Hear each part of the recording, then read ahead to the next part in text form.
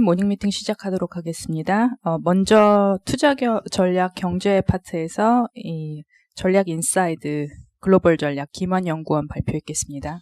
예, 앞서 퀀트 쪽에서 먼저 말씀을 드리겠고요. 올해 미국 S&P 500 기준으로는 자사주 매입이 좀 크게 줄어들 것으로 예상이 됩니다. 그래서 보면은 작년 같은 경우에 S&P 500 기업이 자사주 매입으로 쓰인 금액이 7,287억 달러인데요. 이게 딱 감이 안 오는데 우리나라 돈으로 보면 한 870조 정도 되는 수준이고요. 코스피 시가총액이 지금 기준으로 1,180조니까 사실 어마어마한 돈을 자사주 매입으로 지금 투입하고 있는 상황이다라고 보시면 될 것 같습니다. 미국에서는 이 자사주 매입을 하면은 이 주식을 소각을 시키기 때문에 결국엔 주당 순이익 EPS가 상승한 효과를 이제 발생을 하기 때문에 밸류에이션을 좀 경감시키는 프리미엄을 더 부각시키는 요인으로 좀 작용하게 되는데요. 5페이지 그림 6번 보시면 최근 10년 동안 미국의 EPS 증가율과 순이익 증가율은 상당히 갭이 발생합니다. 이게 지금 자사주 매입 때문이다라고 해석이 가능하고요. 보면은 산술적으로 보면은 연에 한 1.8% 포인트 정도 지금 차이 나는 것이고요. 요거를 PER로 역산을 해보면 연에 한 0.2배에서 0.3배 정도 완화시키는 이제 작용을 발생하게 됩니다. 그래서 한 최근 10년 동안으로 보면은 지금 S&P 500 PER이 한 15배 정도 되는. 사실 10년 정도 자사주 매입의 영향이 한 2배에서 3배 정도까지 여기에 지금 사실 더해서 봐야 된다라는 생각이 좀 들고 있고요. 6페이지 보시면은 이미 자사주 매입이 줄어들고 있습니다. 그림 9번 보시면요. 지금 1분기 숫자들을 월별로 업데이트를 해보면 지금 자사주 매입 증가율이 금융위기 이후 가장 낮은 수준으로 증가율이 나타나고 있고 지금 보면은 기업들이 자발적으로 지금 자사주 매입을 중단하겠다는 사례들이 나타나고 있습니다. 그래서 JP모건, BOA 주요 이제 금융그룹들과 인텔 이런 일반 기업들도 나서서 자사주 매입을 줄이겠다고 지금 하고 있는 상황인데요.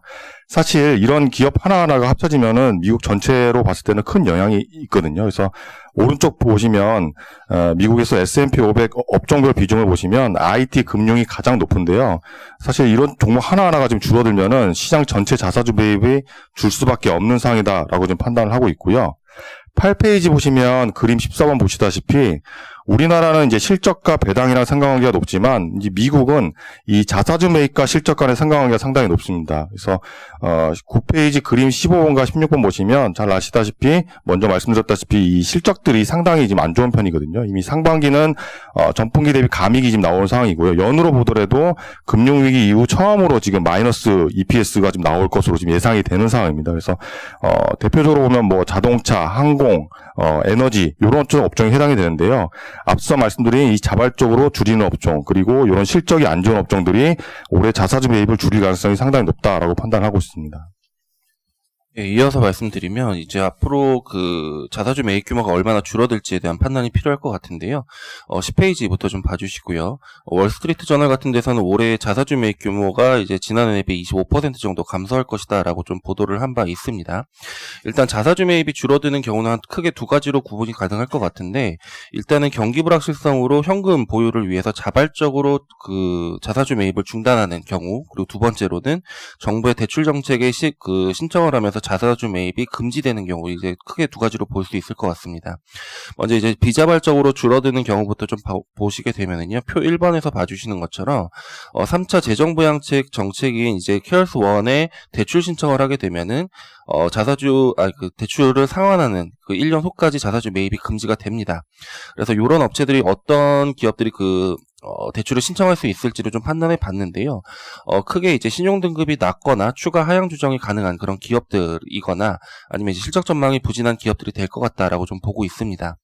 11페이지에서 봐주시는 것처럼 어저께 연준이 추가 정책들을 시행하면서 이제 투기 등급의 회사채까지 매입할 것이다라고 발표는 했지만 그림 19번에서 봐주시는 것처럼 여전히 회사채 스프레드는 높은 수준들을 좀 유지하고 있기 때문에 기업들의 신용경색 우려들이 여전히 높은 상황들이다라고 좀 보여주고 있고요. 경기 침체기에 이미 진입했고 신용등급이 낮은 업체들의 근본적인 리스크가 좀 해소되지 않은 그런 국면들이기 때문에 신용등급이 투자등급 하단인 BBB+ 이하의 기업들의 신용경색 우려는 여전히 높다라고 좀 보고 있습니다. 그래서 이러한 기업들이 이제 정부의 대출 정책에 좀 지원할 가능성들이 높다라고 좀 보고 있고요. 그리고 두 번째로는 실적 전망이 부진한 산업이 케어스 정책에 좀 신청을 할 가능성들이 높다라고 있다라고 좀 보고 있습니다. 그림 23번에서 봐주시는 것처럼 기업들의 실적과 자사주 매입 규모들은 상당히 그 상한계수가 높기 때문에 실적 전망이 부진해졌을 경우에는 그 자사주 매입 규모가 줄어들 가능성들이 높고요. 그리고 이들 업체들 중에서는 일부 정부의 대출 정책에도 신청을 할 가능성들이 높다라고 좀 보고 있습니다. 산업별로는 에너지, 자동차, 항공, 호텔, 레스토랑 같은 업종이 될 것 같고요. 앞서 말씀드린 이제 신용등급이 낮은 업체들과 그 실적 전망이 부진한 산업들의 자사주 매입 규모는 지난해에 한 8% 정도를 차지를 하고 있습니다.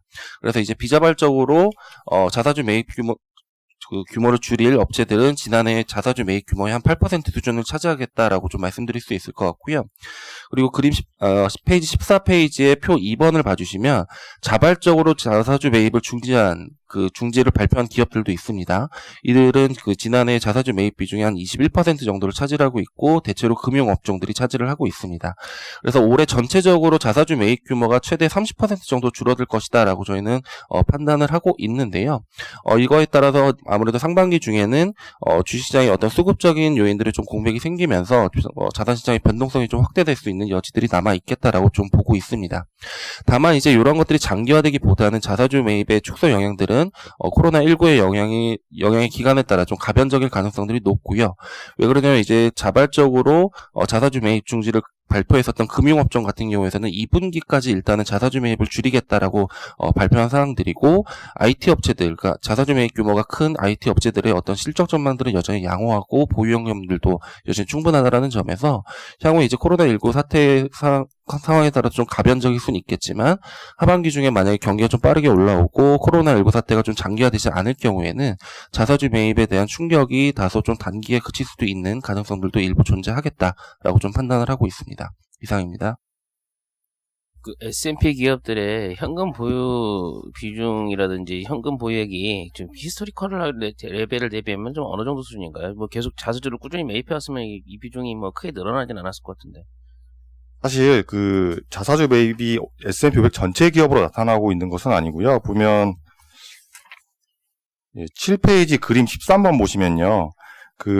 이 자사주 매입 상위 기업들 20개를 지금 표시를 해놓은 것이거든요. 이 안에서도 애플이 사실 압도적이에요. 근데 애플 같은 경우에는 앞서 말씀드렸다시피 현금이나 뭐 이런 기업 펀더멘탈적으로는 크게 전혀 뭐 자사주 매입하는데 문제가 없는 상황입니다. 근데 애플은 전통적으로 4월 말, 5월 초에 1년 향후 자사주 매입 이 주주환원에 대한 계획을 이제 발표를 하거든요. 그래서 사실 지켜봐야겠지만 만약에 자발적으로 뭐 한다고 해도 사실 뭐 지금 상황에서는 뭐 충분히 가능성이 있는 상황이기 때문에 사실 애플에 대해서는 자사주 매입을 예상하기 힘든 상황이나 사실 현금성 이런 것들은 전혀 문제가 없는 상황이고 그 밑에 있는 기업들 보시면 주로 이제 금융 기업들이거든요. 근데 이들은 사실 자체적으로 이 펀더멘털은 전혀 문제가 없고요. 이 앞서 말씀드렸다시피 자발적으로 이제 일부 기업이나 다른 산업들을 지원하기 위해서 유동성을 좀 구축해 놓겠다. 이런 이제 측면에서 자사주 매입을 금지하는 것이기 때문에 이 기업 펀더멘털이 안 좋아져서 지금 자사주 매입을 못하는 기업들은 뭐 에너지나 그리고 아까 항공 이런 쪽 업종들에 국한될 수밖에 없다라고 생각을 하고 있습니다. 우리나라 같은 경우는 자사주 매입하면 뭐 대부분 다 그냥 보유하고 있습니다만은 사실 미국 같은 경우는 거의 100% 소각이잖아요. 예, 그래서 임팩이 컸던 거잖아요, 그죠? 네, 이어서 매크로 안기태 연구원 발표했겠습니다. 예, 어제 연준에서 2조 3천억 달러 부양 발표를 이제 추가로 했고요. 주된 내용은 뭐 예를 들어 직원 수 10,000명 이하 기업에게 4년 만기 대출해주겠다. 1년 동안은 원리금 상환 안 갚아도 된다. 이렇게 됐고요. 지방정부 채권 매입하는데 5천억 달러 기구 설립하겠다. 그다음 회사채 매입 규모 확대하겠다. 범위 확대하겠다. 이런 게 나왔고요. 이게 매크로 단에서 보면 이게 자꾸 흐름이 어떻게 돌아가냐면은 며칠 전 잠깐 말씀을 드렸지만은 이게 MMT라는 그 이론을 이제 실천하는 단계로 가거든요. 그러니까 MMT는 저희 학교 다닐 때 이론은 아니고요. 최근에 나오는 것들인데 기존의 주류 경제학자들이 정부와 중앙은행 분리해서 보고 정부 부채는 한계가 있다 이렇게 봤는데 MMT 학자들은 그런 거 없다. 그런 게 없고 정부와 중앙은행 한 몸이고 정부 지출 확대에는 한계가 없다. 이렇게 나오는 거고요. 주류 경제학에서는 비판하는 게 그런 식으로 부채 늘리다가 하이퍼 인플레이션 오면 어쩔 거야 라고 비판하는데 MMT는 돈을 푼다고 하이퍼 인플레 오는 게 아니라 애당초 돈이 가치가 없었던 애들 그러니까 전쟁 때문에 점령당한 옛날 독일이나 뭐 짐바브웨 이런 애들이 오는 거지 미국이나 영국에는 그런 게 안 온다. 지난 10년 동안 인플레를 못 받지 않냐. 이렇게 반박을 해서 들어가는 거죠. 그리고 이게 점점 실천되는 단계인 것 같은 게 어제 결국 미국도 결국은 지방 채권 매입까지 나오는 거 보면은 계속 지금 상상력을 확장을 시키고 있고 어제 영국에서 나온 얘기가 중앙은행이 재무부에게 직접 대출하겠다. 그러니까 국채시장 거치는 게 아니라 막바로 돈 쏴주겠다. 이렇게 나왔거든요. 그러니까 예전에 못 받은 정책들이 중앙은행이 바로 정부를 지원해주는 이런 게 나오고 있어서 전반적인 흐름은 계속 이런 MMT로 가는 국면인 것 같고요. 이게 최종 실천 단계는 뭐가 되냐면은 정부가 이걸 통해서 중앙은행이 돈 풀어준 걸 받아가지고 인프라 투자나 이런 직접적인 투자로 들어가는 게 최종 단계입니다. 그러니까 지난 10년 동안에 QE를 했을 때 QE라는 거는 중앙은행이 돈을 풀고 그걸 어디에 쓰는지는 간섭을 안 했어요.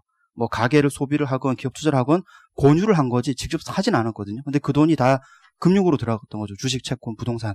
근데 지금은 정부가 직접 쓰는 쪽으로 이런 식으로 가는 거고요. 약간의 이게 좀 어떤 데이터들이 나오냐면은 최근에 미국 정부의 그러니까 미국 재무부의 장고 걔네들이 들고 있는 현금이 그 3월 20일에 3,800억 달러에서 최근에 7,500억 달러로 3주 만에 2배가 됐거든요. 그러니까 이 말인즉슨 연준이 돈을 풀었더니 그 돈이 돌고 돌아서 미국 재무부에 이제 파킹돼 버리는. 그러니까 사실 중앙은행과 정부가 한 몸이 돼서 같이 움직이는 이런 모습으로 가고 있어서 전반적인 흐름은 QE에서 좀 MMT로 점점 넘어가고 있다. 그런 흐름을 계속 어제 영국이나 미국이 보여줬다. 이렇게 볼 수 있을 것 같습니다. 이어서 크레딧하고 그러면 MMT로 가는 뭐 이런 흐름들이 주식시장에는 어떤 영향을 준다고 봐야 돼요? 이게 지금 당장 영향을 주진 않고요. 왜냐하면 지금은 지표가 계속 하강하는 국면이고 2분기까지는 계속 내려갈 거거든요. 그리고 이런 걸 했을 때 막바로 지표를 올리지 않기 때문에 사실 지금 당장 대응의 전략은 아닌데 이런 것들이 정말 현실화되면은 진짜 인프라 투자까지 가서 현실화되면은 어떤 일이 나올 것 같냐면은 좋은 인플레가 나올 수 있어요. 그러니까 왜냐면은 과거에 QE를 했을 때는 이게 돈을 돌고 돌아서 투기 시장에서 원자재 가격을 끌어올리고 했는데 MMT가 현실화되면은 금융 자산을 끌어올리는 게 아니라 소득을 끌어올려 버리는 꼴이 나오거든요. 그럼 이때 인플레는 단순히 원자재가 아니라 사람들이 먹고 사는 이런 물품들 디맨드가 올라가서 인플레가 올라오는 그런 모습을 볼 수 있고 다만 이게 내년 초 정도 생각해도 될 정도이고요. 지금 당장 대응은 아니고 긴 그림에서 한번 생각해 볼 정도 이슈다. 이렇게 볼 수 있을 것 자, 같습니다. 이거를 중요한 게 나왔으니까 먼저 크레딧하고 채권 쪽에서 말씀하시고 주식에서 계속 말씀하시죠. 예. 네, 어제 연준이 이제 발표한 내용 중에서 그 리스키 본드를 매입하겠다라고 했고요. 그 리스키 본드라고 하는 거는 이제 하이힐드 채권, 그 다음에 CMBS, 그 다음에 CLO까지 포함이 됩니다. 근데 이제 하이힐드에서는 일단은 이제 폴른 엔젤까지만, 폴른 엔젤이라는 거는 이제 투자 등급에서 투기 등급으로 하향 조정된 더블 B 정도의 등급이 지금 매입 대상이고요. 이게 사실 지난번 이제 3월 23일에 나왔었던 회사채 매입 정책에서 그때는 트리플 B까지, 즉 투자 등급까지만 매입을 하겠다라고 했는데 그 이후로도 계속해서 이제 그 하이힐드에 대해서는 우려가 좀 높았었고 특히 폴른 엔젤들이 굉장히 올해 많이 증가를 했습니다. 참고로 지난해 같은 경우가 폴른 엔젤이 지난해 1년 동안 310억 달러 정도가 폴른 엔젤이었는데 지금은 1월부터 3월까지가 1,000억 달러가 넘는 채권들이 폴로 엔젤이 됐고 앞으로 더 많이 발생할 가능성이 높아서 그런 점들 때문에 이제 하이힐드 시장에 대한 어떤 좀 지원 방안으로서 어제 나왔었고 그러면 이제 아무래도 지금 뭐 하이힐드뿐만이 아니라 그 투자 등급 채권까지 굉장히 좀 긍정적인 영향을 줄 것으로 보고 있습니다. 실제 어제 같은 경우에도 하이힐드 채권 스프레드가 80bp 이상 축소가 되면서 굉장히 좀 가파르게 강세를 보였었고 지금 뭐 유가 같은 경우에도 상승 기대감이 높기 때문에 지금 당분간 다음 주 다다음 주 정도까지도 좀 V자까지는 아니겠지만 그 상당한 그 폭으로 스프레드를 되돌릴 가능성이 높겠다라고 저희는 판단하고 있습니다. 예, 이외에 어제 나온 것 중에 앞서서 그 안기태 팀장님 말씀하신 거 좀 연결해서 말씀을 좀 드리면 실제로 어제 영국뿐만 아니라 미국에서 지방정부채를 유통시장이 아니라 발행시장에서 인수를 하겠다라고 이야기를 했는데요. 기본적으로 연준이 QE를 지금까지 하고 이럴 때는 사실은 이제 유통시장에서 무조건 거래를 해야 됩니다. 발행시장에서 안 되고, 그러면 결국은 흔히 말하는 화폐 부채화 같은 것들이 벌어지기 때문에 안 된다라는 게 원칙이었는데, 결국 MMT로 나아가는 길이라는 건 동의를 하고요. 그럼 이것이 통화정책에 주는 영향은 뭐냐? 사실 MMT의 핵심은 어떤 게 있냐면, 화폐의 유일한 공급자가 정부니 화폐 가격, 이자율을 결정할 수 있는 유일한 주체도 정부다라는 논리를 하고 있고요. 그 얘기가 사실 현실화가 되기 위해 어려운 거는 뭐냐면, 한국도 이번에 국채 발행 늘리니까 바로 금리가 올라가는 압력을 받잖아요. 그래서 안 된다가 아니라 MMT에서 그래서 무슨 얘기를 하냐면, 유일한 공급자가 우리끼리 가격도 우리가 정하려면 정부가 채권을 거의 무제한 사는 형태로 나아가는 그런 길을 통화정책에서는 좀 제시를 하고 있는 거고요. 그래서 가장 대표적인 사례로 일본을 들고 있는 게, 일본은 국채 잔액의 50%가량이 BOJ한테 잠겨 있습니다. 그래서 결국은 MMT의 어떤 통화정책에 주는 함의는 결국은 어떤 특정 가격에서 무제한 매입하는 일드커브 컨트롤 형태로 나아가는 게 되는 거고요. 최근에 나오고 있는 MMT 얘기나 미국도 결국은 일드커브 컨트롤 나아갈 거다라고 하는 이야기들이 사실은 같은 유의 이야기다라고 얘기를 해주시면 좋을 것 같고요. 그리고 아까 말씀하셨지만 MMT를 주장하시는 분들이 왜 돈을 풀어도 QE가 물가가 안 나올 거다라고 이야기를 하시냐면 MMT의 핵심은 머니를 프린팅하는 게 아니라 우린 이건 회계적인 거다. 실제로 QE가 어떻게 진행되는지를 보시면 연준이 돈을 찍어서 돈을 주는 게 아니라 연준과 거래하는 은행들의 대차대조표를 바꾸는, 그러니까 회계적 절차가 사실은 QE거든요. 그래서 대차대조표를 바꾼다고 해서 물가가 올라오는 게 아니다라고 보고 있기 때문에 굉장히 공격적으로 돈을 푸는 게 전혀 문제될 게 없다라고 생각을 하는 거죠. 대신에 국채 발행이 늘어나는 거에 대해서 모두가 다 중앙은행이 책임질 필요가 있다라고 생각을 하는 거고요. 그래서 긴 호흡에서 결국은 미국도 일단은 일드 커브 컨트롤 이쪽 방향으로 나아가는 방식을 어느 정도는 지금 좀 보여주고 있다라는 생각을 좀 하고 있습니다. 네, 주식시장 측면에서는 일단은 단기적으로는요, 유동성 경색 위험이 진정된 다음에 그 다음에 이제 신용 경색 위험이 추가로 진정될 것인가가 시장의 큰 관심이었는데요. 오늘 연준의 2.3조 달러의 추가 부양 정책은 일종의 신용 경색 위험을 매우 엄중하게 이제 보고 있고 매우 적극적으로 대응하겠다라는 의지를 보여준 것 같아요. 그렇게 보면은 일단 주식시장에는 상당히 좋은 흐름이고요. 어찌됐건 시장에서는 신용 경색 위험들 대표적으로 토기 등급 채권의 금리가 점차 하향 조정될 거다라고 기대를 하게 되면요, 주식시장의 액션은 좀 미리 나올 수도 있거든요. 그래서 우선은 단기적으로는 금융시장에는 상당히 좋은 재료고 특히 연준이 매우 적극적으로 나선다는 점들을 조금 깜짝 놀라지 않았나라는 생각을 하게 되겠고요. 장기적으로는 MMT로의 전환들, 다시 말씀드려서 지난 10년 동안 FRB는 QE 정책을 펼치지 않았습니까? 이제 그 정책에 대한 한계를 느낀 것 같고요. 이게 특정한 대상이 없이 이렇게 돈을 풀었을 경우에 이 돈들이 실물로 가지 않고 금융시장 안에서 머물면서 실제로 연준이 의도했던 경제의 안정적인 성장보다는요, 자산 버블만 키웠다라는 이제 걱정들을 할 수밖에 없는 거고, 결국은 이제는 앞으로는 미국의 중산층들이 사라지고 소득의 안국화가 더 심해지고 있기 때문에 이 중산층들을 도와주기 위해서는요, 결국은 정부가 돈을 가지고 필요한 곳곳에 재정을 투입하거나 필요한 산업에 직접 돈을 이제 제공을 해줘야 되거든요. 이제 그러한 과정이 MMT 이론의 이제 근간인 것 같고요. 더 막강한 정부, 더 무한대로 돈을 쓸 수 있는 정부를 이제 추구하는 거죠. 그 돈을 가지고 정부가 향후에 미국의 경우 같은 경우들은 차세대 성장 동력이라든가 인파 투자라든가 이런 데 갈 거기 때문에 아마 지금 시행되기보다는요, 다음에 미국 경기가 재차 악화될 때 시행될 가능성이 높고, 그때가 되면은 새로운 인프라 투자 같은 마치 올드 이코노미가 다시 한번 환생하는 그런 느낌이 날 수도 있을 것이다라고 생각을 합니다. 네, 이상입니다.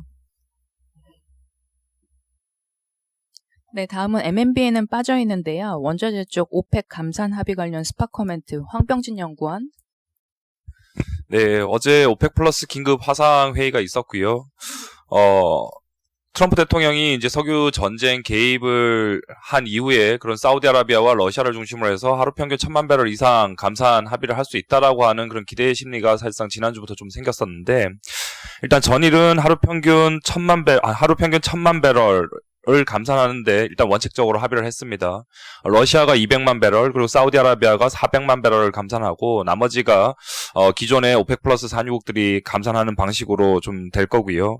아직까지 세부안에 대해서는 공개는 되지는 않았고 이 이란 석유 장관이 했던 발언에 따르면 5월이랑 6월에 하루 평균 1000만 배럴을 감산을 하고 하반기 이후부터는 하루 평균 감산량을 800만 배럴로 줄인 다음에 2021년에는 하루 평균 감산량을 600만 배럴로 일단 줄여 나갈 거다라고 좀 발언한 바 있습니다. 뭐 전일 유가 같은 경우에는 당초에 최소한 2000만 배럴 감산할 거다, 아니면 트럼프 대통령이 발언을 했던 1500만 배럴 정도는 일단 감산할 거다라고 하는 기대감을 좀 반영을 하다가 좀 급등이 나타나다가 다시 또 이 감산 합의가 발표되고 나서는 좀 급락하면서 마감을 했고요. 당연히 지금 코로나19 여파 때문에 하루 평균 약 3천만 배럴까지 수요가 급감한 상황이기 때문에 1000만 배럴 감산한다라고 해서 공급 과잉이 없어질 거다라고 하는 실망감은 당연히 단기적으로 좀 유가를 좀 빼는 요인으로 일단 볼 수는 있겠지만, 결국 저희가 이제 유가적인 측면에서 전일 하루 평균 1000만 배럴의 감산이 가지는 함의가 뭘까라고 하는 측면에서는 결국 수요와 공급의 불확실성이 최근까지 유가의 하방 압력으로 작용해 왔다라고 보면, 이 치킨 게임이라고 하는 공급 불확실성은 그래도 서서히 좀 시장에서 재료에서 좀 완화해 나가는 계기를 마련했지 않나라고 좀 보고 있습니다. 뭐 이렇게 보면 저희가 이제는 유가는 WTI 가격 기준의 $20 하방 경직성은 더욱더 강해질 거다라고 좀 보고 있고요. 결국 저희가 이제부터 주목하실 부분은 코로나19 여파 속에서 여파가 어떻게 전개가 될 거고, 다시 또 이 코로나19 여파가 일단락되게 되면 유가가 하반기부터는 약 $40까지 어떻게 올라갈 거냐를 좀 주목하실 필요가 있겠습니다. 그리고 단기적으로 오늘 같은 경우에는 추가적인 이벤트가 예정이 되어 있고요. G20 에너지 장관들이 오늘 긴급 임시 화상회의를 가질 예정입니다. 여기에는 어제 오펙 플러스 화상회의에 동참하지 않은 미국이나 캐나다와 같은 G20 국가들이 참여를 하게 되고요. 당연히 산유국들 같은 경우에는 향후의 공급 정책에 대해서 어떻게 가져갈 거냐를 좀 말하게 되는 계기가 될 것 같고, 우리나라와 같은 그런 원유를 수입하는 국가들 입장에서는 지금 현재 유가가 상당히 싼 상황이기 때문에 석유 시장 수요를 개선시키기 위해서 이 싼 가격에 전략적 비축유를 매입하는 그런 계획 자체를 좀 공개할 것으로 좀 예상을 하고 있는 상황입니다. 이상입니다. 감산 합의 뉴스 이후에 조금 후에 지금 멕시코 반대로 오펙 플러스 감산 합의 실패했다고 뉴스가 좀 또 나왔거든요. 그러니까 합의된 거 좀 맞나요? 실패라고 나온 건 아니고요. 좀 끝까지 아직까지 결론이 안 나오고 있다를 지금 방금 뉴스를 본 것 같은데, 결국은 이제 감산 합의라고 하는 부분은 결국 멕시코 반대는 사실상 크게 문제는 안 될 거다라고 보는 게, 결국은 지금 이번에 감산 합의가 사실상은 어떻게 보면 급하게 나올 수 있었던 게 미국 상원 의원들을 중심으로 해서 그런 사우디아라비아라든가 그다음에 러시아에 대한 좀 압박이 상당히 좀 강했었다라고 좀 보고 있고요. 멕시코 역시 사실상 미국의 영향력 하에 있다라는 측면에서 봐주시면 결국은 멕시코의 그런 반발이라고 하는 부분은 뭐 크게 문제는 되지는 않을 거다. 이게 어제 있습니다. 유가가 장중에 한 10% 이상 오르다가 급락해서 끝났잖아요. 그게 이제 1000만 배럴이 최근에 이제 수요 감소분을 충분히 대응 못한 거다. 뭐 이런 얘기가 있잖아요. 예. 네, 지금 뭐 수요는 사실상은 지금 하루 평균 3천만 배럴까지 일단 급감했다라고 일단 보기 때문에 결국 1000만 배럴 5월부터 사실상 감산한다고 하더라도 이 코로나19 여파가 사실상 끝나지 않고 장기화돼 버리게 되면 하루 평균 2000만 배럴 이상의 재고는 계속 쌓이는 상황이기 때문에 그런 부분에 대한 실망감이다라고 좀 보고 있고요. 하지만 유가적인 측면에서 보면 결국은 이 공급 불확실성을 계속 가져가야 되느냐라고 하는 측면에서는 치킨 게임은 그래도 계속 없애려고 하는 노력은 하고 있다로 좀 보실 필요는 있다라고 말씀드리겠습니다. 네, 이어서 금요일에 미리 보는 주간 투자 전략 김병헌 연구원. 예, 실적 발표 시즌이 이제 계속 다음 주 이후부터 진행이 됩니다. 지금 2020년 올해 순이익 증가율은 예상치들이 조금 빠르게 내려가는 이런 모습들을 보이면서 43% 증가입니다. 근데 이 43%도 코로나19 확산에 따른 영향을 이제 지금 반영하면서 최근 실적 하향 조정이 좀 빠르게 나타나고 있습니다. 그래서 좀 더 내려갈 거다 이렇게 좀 보고 있고요. 저희는 최근에 이제 컨센서스가 평균치 아닙니까? 최고치하고 최저치 그거를 평균 낸 그런 값인데 최저치도 자세히 좀 보고 있는데 이 최저치를 감안을 하면 이제 감익이 조금씩 나오고 있는 이러한 상황들입니다. 그래서 추정치 간 편차가 상당히 좀 크다라는 점을 좀 보실 필요가 있을 것 같고요. 최근 한 달간 1분기 실적 전망치 변화율이 뭐 예를 들어서 영업이익하고 순이익이 마이너스 15%, 마이너스 19% 이렇게 최근에 좀 빠르게 나타나고 있습니다. 뭐 예를 들어서 이런 거죠. 삼성전자가 실적 가이던스를 발표했습니다. 그래서 대부분 이제 순이익 전망치를 1분기는 양호하지만 2, 3, 4분기를 이제 내리면서 한 26.7조 원으로 하향을 했고요. 그렇게 되면은 반도체 장비 업종이 올해 한 30조 원 정도 이제 번다라고 이제 보실 수가 있을 것 같습니다. 그러면 그 나머지 업종들이 한 40조 원 정도를 순이익을 내야 작년과 유사한 이런, 순이익을 발표를 할 수가 있을 것 같은데, 코로나19 여파가 2분기에 이제 끝난다, 종식이 거의 된다라고 보면 연간으로는 이런 부분이 가능할 수 있을 것 같은데요. 이 부분이 이제 계속된다라고 보면 점점점 낮아질 수가 있겠죠. 그래서 지수가 이제 지금부터는 실적 발표하면서 올라가면 올라갈수록 이런 부분에 대해서는 또 밸류에이션에 대한 부담이 있는 이런 상황들입니다. 오늘 이제 페드에서는 어떤 부양책 발표를, 유동성 정책을 발표를 했고, 남아있는 것들이 또 거론되는 것들이 1조 이상의 4차 경기 부양책입니다. 하원 의장은 이제 이달 내에 하원 표결을 언급하고 있는 이런 상황들이고요. 결국에는 이 코로나19에 대한 실질적으로 지원과 인프라 투자, 이 두 가지의 비율에서 어느 부분을 지금 많이 줄 거냐라는 것에 대한 논의들을 계속 하고 있는 이런 상황들입니다. 결국에는 행정부에서 보고 있는 코로나19에 대한 어떤 확산 기간에 따라서 이런 비율들이 당시에 좀 정해질 거다, 이렇게 좀 판단을 하고 있습니다. 최근에 질문을 많이 주시는 게 V자냐 W자냐 이런 이제 질문들을 많이 주셨는데요. 금방 앞서서 좀 말씀을 좀 드렸지만 2008년도 금융위기 당시에는 경기 침체 우려, 그리고 신용경색 우려, 그리고 이런 시스템 유동성 우려, 이런 것들이 시차를 두고 이렇게 나타났다면 이번에는 단기간에 종합적으로 나타났습니다. 오늘같이 이렇게 유동성에 대해서 상당 부분 강력한 이런 대책들이 나오면, 그러면 기존에 약간 반 정도 이제 예상을 했던 신용경색 우려까지도 조금은 괜찮아지는 이런 모습들이 보이면 결국에는 코로나19에 따른 경기 침체 우려 정도만이 이제 남아있는 이런 상황들입니다. 그러면 미국 대형 항공사 파산 등이 현실화되지 않는 이런 상황이다라고 본다면 W자의 가능성은 약간 좀 줄어들었고요. 다만 이제 하락분의 되돌림인 한 반 정도 되돌린 1850은 잠시 쉬어가는 구간일 수 있다라고 봅니다. 단기적으로는요. 그리고 최근 이제 우한에서의 이동이 이제 재가가 됐고, 중동에서의 라마단 이런 것들이 있는 이런 과정에서는 코로나19 재확산에 대한 우려, 심리 이런 경계감은 좀 있을 거다라고 판단을 하고 있고요. 다만 이제 증환펀드 집행, 재정정책 논의 이런 것들이 있어서 조정이 나타나더라도 하락분의 33%인 1700선 초반 정도에서의 이런 부분들은 지지선으로 작용할 것 같습니다. 당분간은 이런 코로나19 확진자 수에 따라서 좀 왔다 갔다 할 거다, 이렇게 좀 판단을 하고 있습니다. 이상입니다. 네, 다음은 채권전략 강승원 연구원. 네, 어제 4월 금통위가 있었습니다. 4월 금통위에서는 저희가 이번 주 초에 월보에서 말씀드렸던 내용이 다 나왔는데요. 일단 기준금리는 동결을 했지만 성장 전망치가 큰 폭으로 그러니까 숫자를 발표한 건 아니었고요. 통방문에 나온 경기에 대한 전망이 굉장히 좀 하향 조정이 됐고요.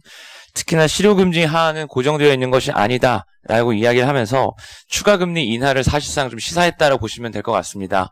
그리고 특히나 그간 추가금리 인하에 좀 반대 논리였던 가계부채와 같은 금융 불안정성 누중에 대한 언급이 일절 없었기 때문에 기본적으로 추가금리 인하에 대해서 충분히 가능한 영역이다라고 보고 있고요. 저희는 빠르면 5월, 늦어도 7월에는 추가금리 인하를 보고 있습니다. 이에 더해서 저희가 월보에서 가장 좀 강조드렸던 게 가장 갈급한 문제가 국채 매입 확대다라는 말씀을 드렸는데요. 이번에 총재가 기자회견을 통해서 적극적으로 국고채를 매입하겠다라는 의지를 밝혔고 당장 어제 오후에 1.5조 규모의 다순 매입을 다시 한번 발표를 했습니다. 사실 이번에 2차 추경을 다음 주에 발표를 한다라고 했고 적자 국채 발행은 없다라고 이야기를 했는데요.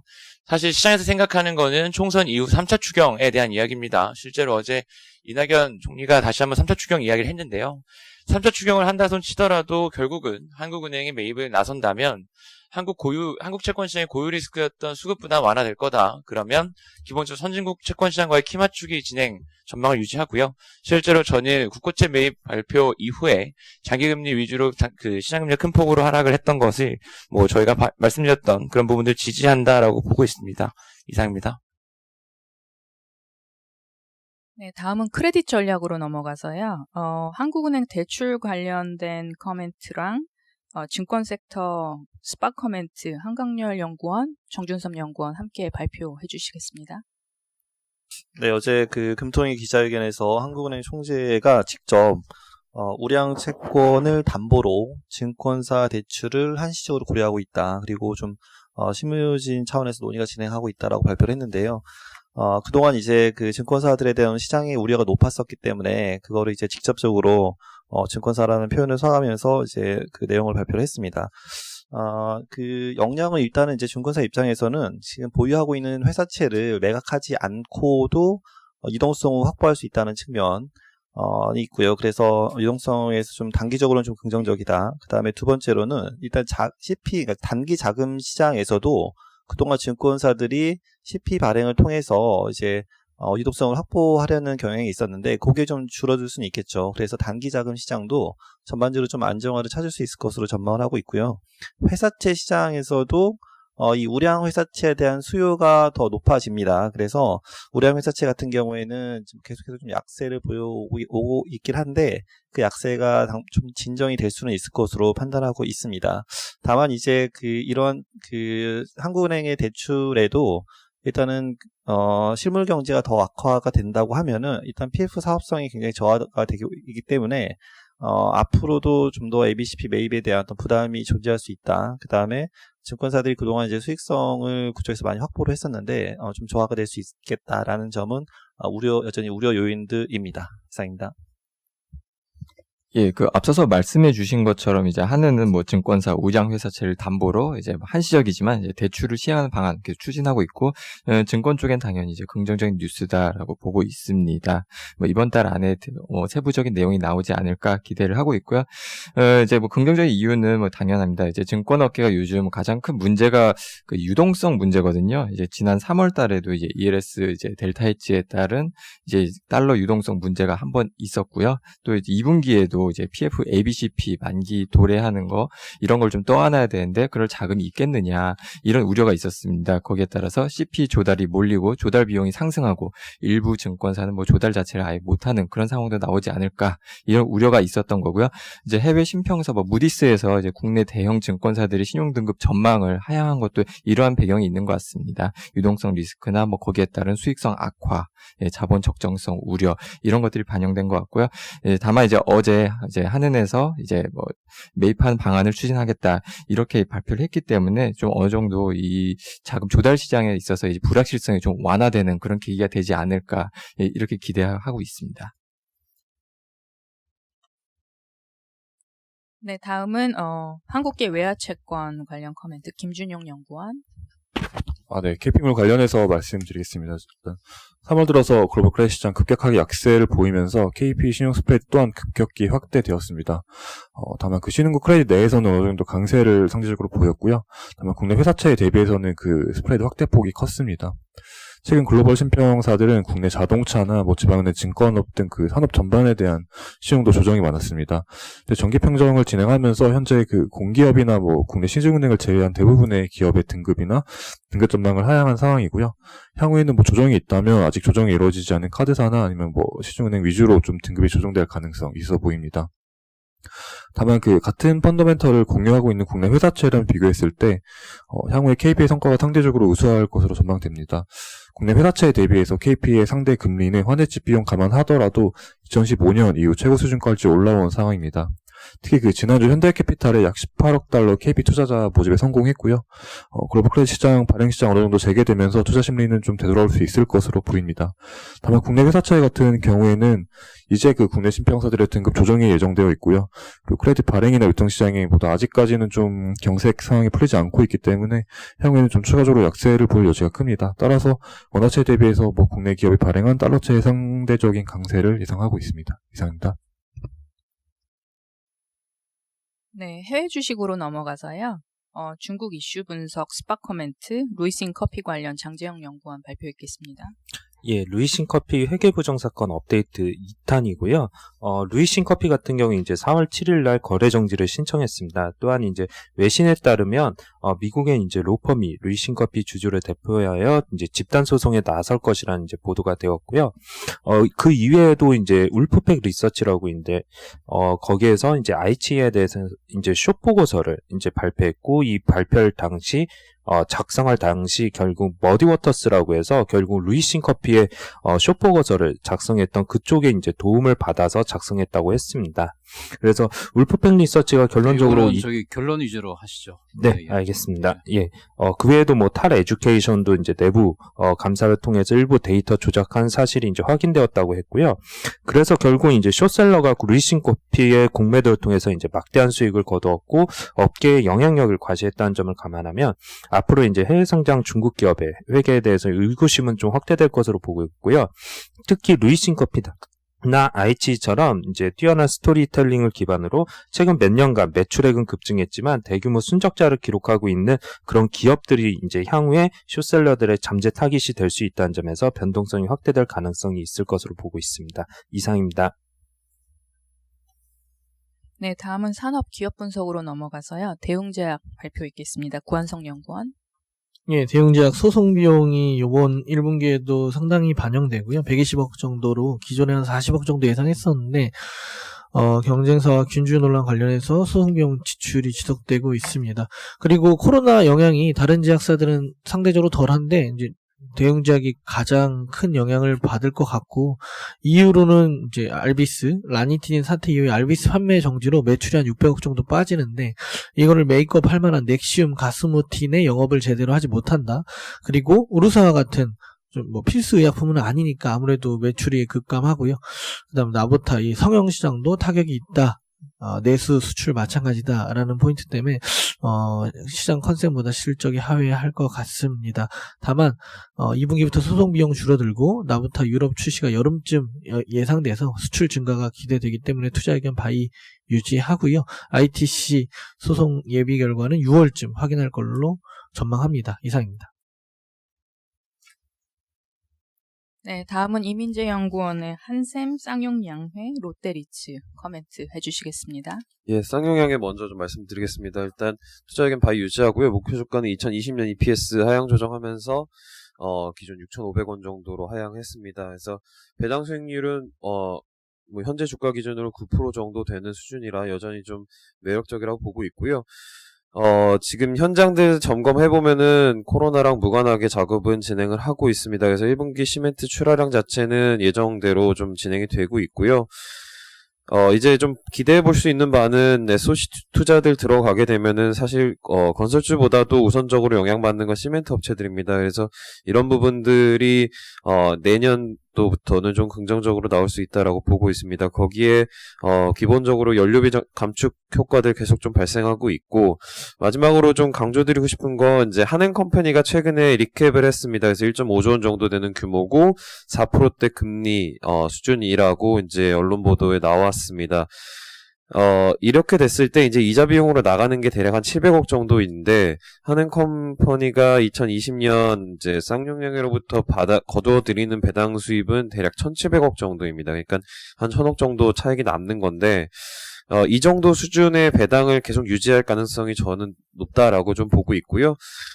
그래서 계속, 건설업종 내에서 최선우주로 말씀드리고 있습니다. 그 다음에 이어서 한샘, 말씀드리면, 일단 1분기까지는, 주택 거래량이 12, 16 대책 나오기 전에 계약해 놓은 것들이 실제로 1, 2, 3월에 거래가 나오면서, 매출은 어느 정도 좀 유지를 할 것 같습니다. 근데 이제 문제가 되는 건 2분기부터라고 좀 보고 있고요. RH, 그러니까 리하우스 쪽에서의 매출은 대리점 전환으로 인해서 계속 나타나겠지만 직매장이나 B2B, KB 등 대다수의 사업부들은 이제 사회적 거리두기 때문에 외형 축소 불가피하다라고 보고 있어서 영업이 EPS 29% 하향 조정했고요. 이에 따라 목표 주가도 71,500원으로 조정을 했습니다. 일단은 대외 환경은 안 좋은데 정부가 이제 부동산 시장을 향한 규제는 한샘에게는 나쁘지 않다라고 판단을 하고 있습니다. 최근에 전세가 상승했는데 이렇게 상승된 전세가는 아직도 여전히 전세가의 50% 정도로 오히려 낮아지고 있고요. 전세가율과 대출 규제로 인해서 갭 투자 여전히 불가능하고 그렇기 때문에 사람들이 집을 고쳐 살 가능성 높아집니다. 그러면 RH에 대한 부분도 여전히 긍정적이라고 보고 있고요. 다만 최근에 이제 대외 환경들 코로나 이런 것들이 좀 정리가 돼야 이런 부분들 좀 매출 전환 가능하다라고 보고 있고요. 1분기 컨센서스 수준이고 현재 주가 2020년 실적 기준 PER 30배 정도고 최근에 자사주 300억 정도 추가 매입한다라고 공지했습니다. 그래서 뭐 일단은 좀 2분기 실적들 좀 확인하면서 접근하자라고 계속 말씀드리고 있고요. 다만 이제 구조적으로 변하는 것들은 긍정적이다라고 판단하고 있습니다. 마지막으로 롯데리츠 말씀드리면은 역시나 이제 코로나 때문에 상업용 부동산 경기 둔화, 리테일 시장 환경에 대한 우려들 커지고 있고요. 반면에 이제 롯데 쇼핑이 보유한 점포들의 유동화 필요성도 커질 수 있다라고 보고 있습니다. 현재 주가는 현재 주가 기준 배당 수익률은 6.4% 정도로 공모 당시의 목표 배당 수익률 초과한 상태고요. 이럴 때 이제 오히려 투자자들에게 좀 긍정적이라고 보는 거는 현재 배당 수익률을 충족하기 위해서 임대 수익률이 높은 자산의 편입 가능성이 높아지고 있습니다. 왜냐면 IPO를 성공시켜야 되기 때문에 이런 부분들 강조될 수밖에 없다라고 보고 있고요.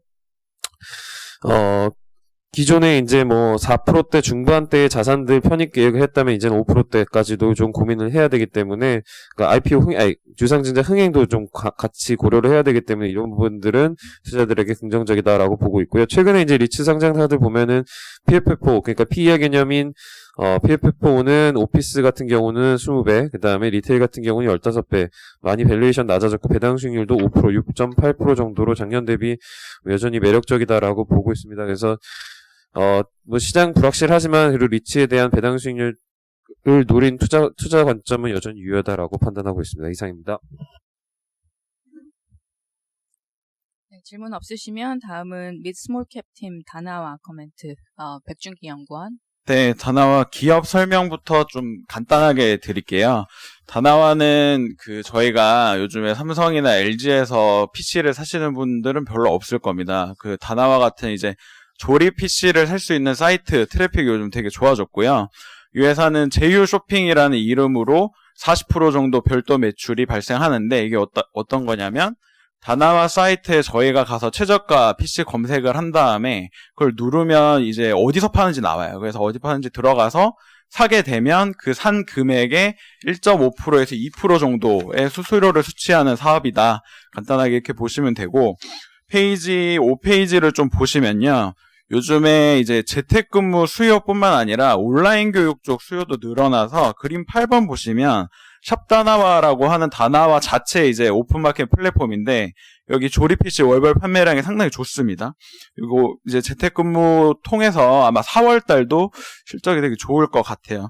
근데 이제 단기적인 요런 스토리 때문에 최근에 이제 주가 빠진 거를 다 이제 만회를 했는데 사실 제가 보는 관점은 좀 다른 건데 일단은 제일 앞쪽으로 넘어오셔서 최근에 다나와 MAU를 보시면 2018년 그러니까 2년 전 대비해서 지금 MAU가 월간 방문자 수가 2배가 늘었습니다. 그러니까 이거는 이제 온라인 쇼핑 시장이 작년에 19% 성장했는데 가전 쪽, PC 쪽이 20% 이상 성장을 했어요. 그래서 분위기가 상당히 좋고 마지막으로 말씀드릴 부분은 이제 피어 그룹인데 그림 6페이지의 그림 11번을 보시면요. 다나와는 현재 PC하고 가전이 대부분인데 일본에 똑같은 가카코닷컴이라고 하는 회사가 있고요. 여기에 내구재 PC 가전 쪽 비중이 굉장히 낮아요. 28%밖에 안 되고 왜 그러냐면 얘네는 서비스 쪽으로 확장을 했기 때문에 그렇습니다. 그래서 다나와도 향후에는 금융상품 예를 들면 뭐 보험이라든지 그 다음에 뭐 자동차 판매라든지 인터넷 가입이라든지 이런 부분까지도 가격 비교 안에 다 넣을 지금 계획이고 사실 확장이 될 거라고 보기 때문에 저는 지금 뭐 가지고 있는 경쟁력뿐만 아니라 향후를 봤을 때 충분히 투자할 만한 가치가 있는 회사다라고 판단하고 있습니다. 마지막으로 실적 말씀드리면 올해는 지금 보시면 아마 매출액이 역성장이라서 좀 황당하실 텐데 작년 4분기 때 얘네가 군용으로 PC를 굉장히 많이 납품을 해서 매출액이 4분기 때 700억을 했습니다. 연간 매출액 올해 1000억 정도인 회사인데 그래서 실제로 본업 쪽은 나쁘지 않고 이게 기존은 이제 PC 마진율 낮은 PC 쪽에서 발생한 거라서 올해 뭐 정상적으로 성장하고 있다 이렇게 보시면 될 것 같습니다. 이상입니다. 네, 이상으로 자료 발표를 마치도록 하겠습니다.